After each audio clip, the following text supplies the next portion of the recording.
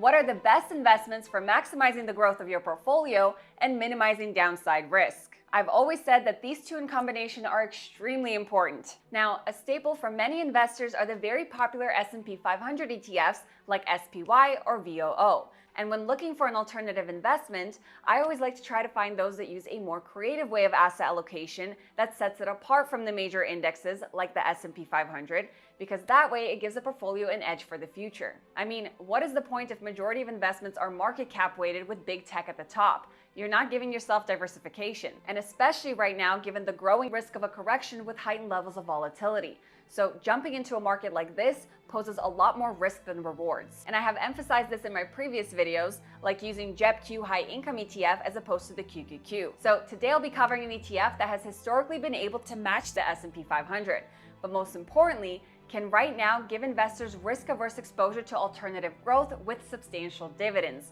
providing investors a very powerful long-term investment to complement the S&P 500 in today's climate. Now, before we continue, I have to mention that I am not a financial advisor and this is not financial advice. This video is for educational purposes only and reflects my own research. Most importantly, past performance does not guarantee future results, and investing involves significant risk and potential loss of capital. So always consult a financial professional. And this brings me to COWZ, which is the Pacer US Cash Cows 100 ETF. And this is still amongst one of my favorite ETFs strictly because of the simplicity and effectiveness of its strategy. So let me explain. To begin, let's run through the fund's fundamentals so that you can get a better understanding of the ETF. COWZ was established on December 16, 2016, so has a pretty good history for investors to track. The fund currently has over $20 billion of assets under management. The fund currently has a dividend yield of around 2%, which doesn't seem like much, but to be honest, for a fund that has such powerful growth and momentum, and not to mention amazing risk mitigation, an almost 2% yield is fantastic. Since inception, the fund has slightly underperformed the S&P 500 in total returns. But the true outperformance of this fund comes within the last 6 years after the COVID crash, where the fund managed to outperform the S&P 500, returning 270% as opposed to 220%. Year to date, the fund is heavily outperforming the S&P 500 by roughly 7%. And ever since the market began exhibiting heightened volatility in October of 2025, the ETF has outperformed by over 10%, and that is precisely when AI fears began creeping into the market. Now, I don't like to cherry pick dates, but the last time I reviewed the ETF, I didn't go over its underperformance in 2018.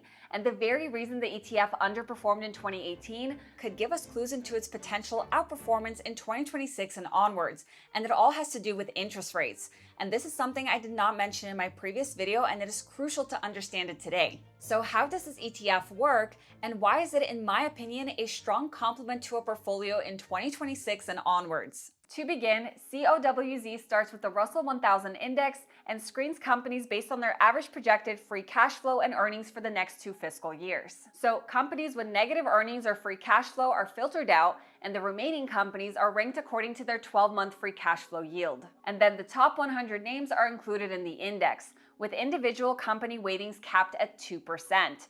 This graph right here gives you a better picture of the fund's selection process. So let's break that down. And first, we'll circle back to free cash flow. This is the one metric that even Warren Buffett himself considers to be the most effective at successfully valuing companies. And I feel that free cash flow, along with GARP investing, holds the key to long-term success. Free cash flow is anything that remains after the company has paid for its expenses, taxes, and really anything that's needed for the company to run and function.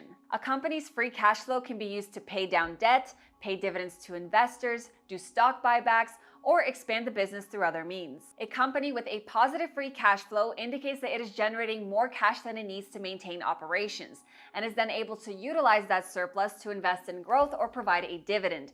It all signifies financial flexibility and stability. And the bear market of 2022 was the perfect example of how companies with strong free cash flow are able to provide stability for investors. COWZ was able to outperform the S&P 500 by almost 20% in 2022. This outperformance was better than SCHD and JEPI, and frankly, there is no other ETF that was able to mitigate risk as well as this ETF in 2022. And that is why the ETF is actually regularly compared with SCHD and the S&P 500 as an alternative investment. And that is why free cash flow is and always will be one of the most effective ways to value a company's long-term prospect. And if you guys want access to these amazing tools along with in-depth fund analysis, market insights, ETF breakdowns, and more, then I highly suggest to sign up with Seeking Alpha. You guys can use my link to get $30 off their annual premium plan. Or you can also bundle Seeking Alpha's premium plan with Alpha Picks and save over $150. I personally use Alpha Picks and it is one of the smartest ways to supercharge your portfolio. Now, of course, past performance is not a guarantee of future results and this is not financial advice. Now, circling back to the fund's prospectus, you see this percentage, which is known as the cash flow yield. And this measures the return generated by a company's free cash flow relative to, emphasis on relative, to the price that investors are paying for the stock. This is extremely important. A higher cash flow yield indicates that the company's free cash flow is generating a higher return relative to its market value, which from an income perspective makes the stock more attractive. And the emphasis here is relative to market value. When you look at the fund screening process, the cash flow yield increases for every step, but the PE ratio, which is the price to earnings ratio, decreases.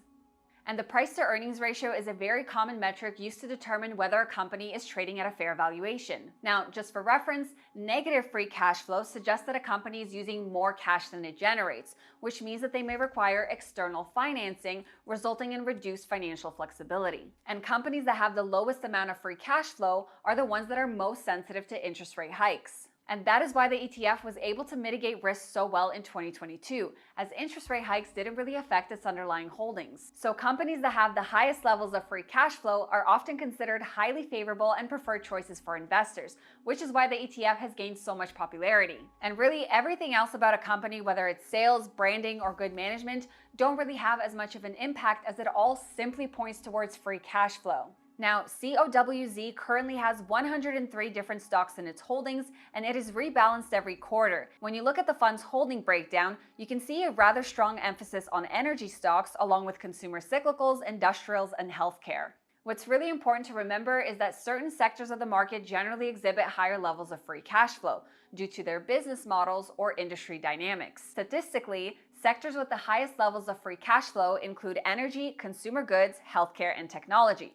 And the reason for this is simple: long-term and consistent demand. Energy companies such as oil and gas producers often generate really high levels of free cash flow due to stable demand and long-term contracts. Now, of course, this video wouldn't be complete without talking about the dividend yield. As free cash flow expands, this can give insights into the health of not only the business, but also the company's ability to grow their dividends. When looking at the fund's dividend growth history, you see a general strong upward trend.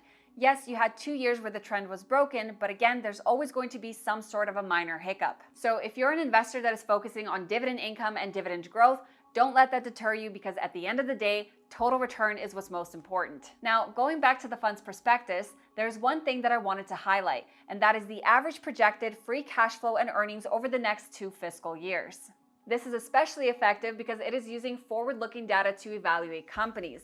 It looks at estimates of a company's future expected financial performance and cash-generating capabilities in the future. You see, typically, other alternative ETFs use backwards-looking data like historical dividend growth and dividend yield as a way of evaluating companies.